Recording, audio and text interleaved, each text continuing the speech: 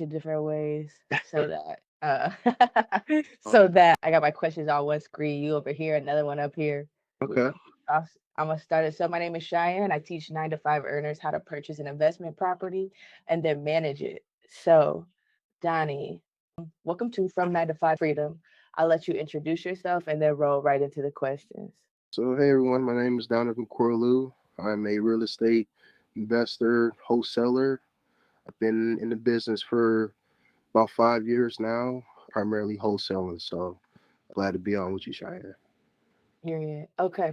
So where are you located? Cleveland, Ohio. Solid. And is this your main area of investment? Yes, for right now. Yeah. Okay, cool. All right. So before we dive into everything wholesale, for someone who has never heard of wholesaling before, no idea what wholesaling is, can you tell us what it is and then can you walk us through the steps of Yeah. wholesaling? So essentially, what wholesaling is putting a property or a plot of land under an agreement with a individual, either the seller or an investor, and then you're selling the interest of buying said property and land to another investor or buyer for a fee. So that's essentially what wholesaling is. It's totally legal, and we'll go into that, the misconceptions of wholesaling, but essentially that's what that is. Very easy to join, very easy to do. If you're committed, consistent in it, it can be wonders for you. So that's essentially what wholesaling is. Lovely, thank you. Because even when I had first heard about it, I was like, what? I don't understand how this works. And then I started talking to you and other people, and I'm like, okay, I can understand this now. So, for someone that wants to get started in real estate, so how did you get started in real estate and wholesaling specifically? Where I was trying to find, so let me back up. So, senior year of college, was just trying to look around and see what other things I could join to do as far as my degree, which was sport business, and real estate came about. And in particular, it was a thing called wholesaling that it looked interesting, but I didn't know sure what it entailed of being or doing. So I read up on it, followed up with it, watched some videos of people in the business at the time, and said I can do it. And then I joined a group here in Cleveland, and been learning a lot of highs and lows, but stay consistent throughout. But so that's basically it. Oh, the real estate game is sick, boy. Uh, Because wait, I always tell wicked. I always tell people, I'm like, look, like I'm trying to do all this coaching stuff, and just people have asked me so many different questions, and I'm like, I'm trying to keep you from making the 90,000 mistakes and 40,000, 50,000, $60,000 mistakes that I've made. Like, we can avoid all of this. But let's avoid it. Okay. So, out of all the real estate strategies, why did you choose wholesaling specifically? it was easy to do, a fast track to making capital. Ultimately, you'll want to purchase a property for yourself and build wealth from there. But that first start into making money as well as relationships, I thought was wholesaling, which proved to be pretty right. So that's why. Lovely. Okay. And then, okay, here's our misconceptions. Are there any misconceptions you hear about wholesaling that you think keeps people away? So, for example, you need to be rich to invest in real estate, or one bad renter will ruin everything, or like for me, who's a buy and hold investor, people think like this is all passive income when I try to tell people, I'm like, you're always gonna have to have some type of hand in the game, whether you still have a property management company or you do it by yourself. It's not completely passive. You still have to make decisions. It's just what is the level of involvement do you want? So what are yours as far as wholesaling? If it's legal or not to do, that was the biggest one, especially going into it, because essentially beforehand it was like, so basically a broker or agent. But no, once I started learning more about it, read more about it, it was like, no, like I said, you're selling the interest of said property to another person. So you're just assigning the contract over. You just sign the paperwork. That was a constant term. You just assign the paperwork over to a person. So that was the biggest thing. And then so just So for oh sorry, go ahead. no, it was just legal or not. That was the biggest one. So for all of us that don't know much about the wholesale world, like when you say sign the contract over, so you pretty much have no involvement with, well, you have involvement as far as like getting the parties together. Then once the, what is it, the purchase agreement signed over, then Yep. okay. Yep. Purchase agreement is signed between yourself, the wholesaler, and the seller. And then there's another agreement called the assignment agreement, which is between the wholesaler, which is you, and the buyer or the end buyer. So that's two sets of paperwork, essentially the same but different wording. But it's essential. And then now, since we're in Ohio, there's a new law now that if you are wholesaling, you have to disclaim that upfront to the seller, which for me, that's not a problem to do. Biggest thing in this game is your reputation, being upfront with people. So that's the biggest thing with me, just being honest upfront, telling them what my intentions are with this property, what I want to do, and how can I help this person. So walk them through that. So yeah. And then so why do you think Ohio changed the law to make you be known up front? Just a lot of people are wholesalers or trying to be wholesalers that are trying to make promises that they can't keep, or thinking that they can get a property on the contract but didn't do any of the legwork, didn't do any information, homework, and stuck.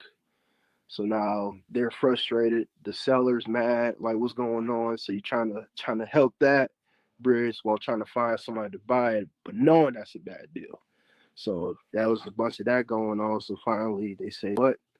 Here's what we need to do in order to be a wholesaler. This is what you need to happen. So Okay. That makes a lot of sense because when they came out with it, I was like, dang. I guess it, like you yeah. said by yourself, like it doesn't matter, but like I could see that people were probably screwing around and not doing the right things. Oh, And it was a lot of shady people. A lot of shady people. oh, I know it. Okay.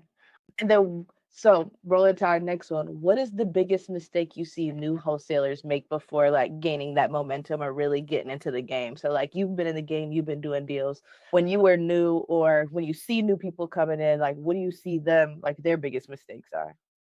And honestly, not doing the homework right, not doing the numbers right. That's the biggest deal breakers right there. Like I had a bunch of deals early on, like great houses and good neighborhoods, but the numbers wasn't right. Like the value of the homes were far less than what they had presented. So that was the biggest thing that kills new people, just not doing the lack of research. Mhm. That's what kills a lot of up and coming wholesalers for sure that I've seen. Shoot, it sounds like all of, well, for my side anyways, buy and hold too. I'm telling people, I'm like, you need to run them numbers. You get a house, you get in there, you get a renter in, and you still can't cover your mortgage, and then we have a problem. Oh, we have, how are we have to go in with a profit. So if we don't go in with a profit, it's not a good deal. what's the point? What's the point?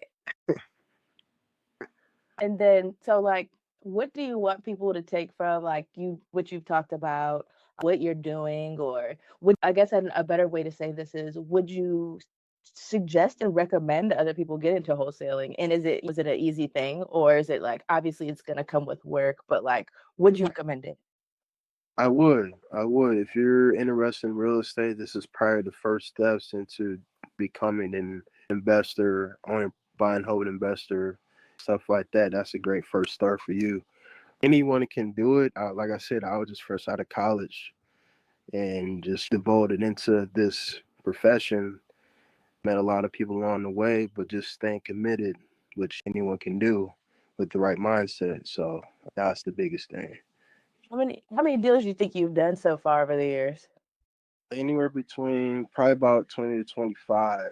I had a bunch of slow periods in between, um, but just trying to learn how to make the deal work by any means. If that means that, okay, if I have to take a little bit less just to get the deal done, then so be it. I don't want to kill a relationship with the seller that may have another property. I don't want to kill that bridge. As long as we get the deal done, move forward, everyone's happy, everyone's eating. That's my thing. I want to make sure everybody eat. That's That, it. as long as everybody eat, everybody happy, and then more deals can come soon after that. So That's been my whole mindset throughout. Lovely. I wish that because I know we've been trying to do things together too. But like my other side, I'm like, why can we not get anything together? Like you be ready, everything's going well. I'm conveying, I'm telling everything, being a middleman, and then the other side is like, so we can't take that. Or with this last one, they were like, well, the comps came at this. You're like, I ran the comps, and the comps are coming in at this, and I'm like, golly. Or can't get in contact with the seller or the tenant, when I never thought about all of that going into it and how many deals that could really kill. Because for me, buy and hold, I'm like, I buy the house, I square it away, whether it's fixing it up and getting it rented out, and I keep it pushing. If it has a tenant in it, I square that away, talk to them. But I never thought about like the initial piece of when you need to do everything and everything in between. That's the thing right there. That's There's so many people involved. I was like, okay, I see how this could be like, how could it be so great? Because I'm like excited about it. I'm like, oh, we got these houses and this and this. But then you like, all right, so we can't even get in to see the house. So how are we supposed to get a deal? I I said I've been in for a minute, and I seen just the smallest thing that could just derail this a deal just simply as someone not responding, like a seller going ghost. Like I had a number of deals like that. Everything was going good. I already had a buyer ready to go, saw the house or know the neighborhood, so that's pretty much we can just find the numbers, and then for whatever reason the seller has cold feet or whatever the case may be, and now we just lost losing time at that point. So, but that happens. That comes with the game. I just all right, next one, on to the next. And then like yeah, me and you, I know it's been a little slow process, but I'm sure something will shake. So just staying confident, knowing that you got a good partner or a good team, something will happen. So just keeping that in mind. That's lovely to hear, especially just for everybody because this I'm just here to try to find some things, but like people that are really trying to get into it, like that's beautiful to hear. Like just keep holding on, don't give up, keep trying, and like you said earlier, like stay Life, consistent. that's it. That's it. That's life. Things happen. There's gonna be bumps in the road, but once you keep that vision in mind, it's gonna be more deals to happen. So Okay, that's that on that. Okay, and then last question. So I don't know if you're interested in this. It's totally up to you. But like, if people were to ever try to like get in touch with you, or maybe wanted to do a deal with you in the area, maybe outside of the area, how could they get in touch with you if they wanted to work with you or learn uh, more? I can give them my number. Probably be the easiest, quickest way for me. I can give it out right here, or you want me just to send it to you, or Like I said, well, I got your number, so I will always just bridge the whatever you want. you get my number from Cheyenne. But yeah, that would be the biggest thing right now. Just my phone number. I'll text or call you back. So if you're interested, please let me know. Awesome. All right, Donnie, thank you so much. I thank you for your time. This was fun. Okay, Yeah. cool. I'll talk to you in a bit. All right. Yeah. Okay, bye. Bye bye.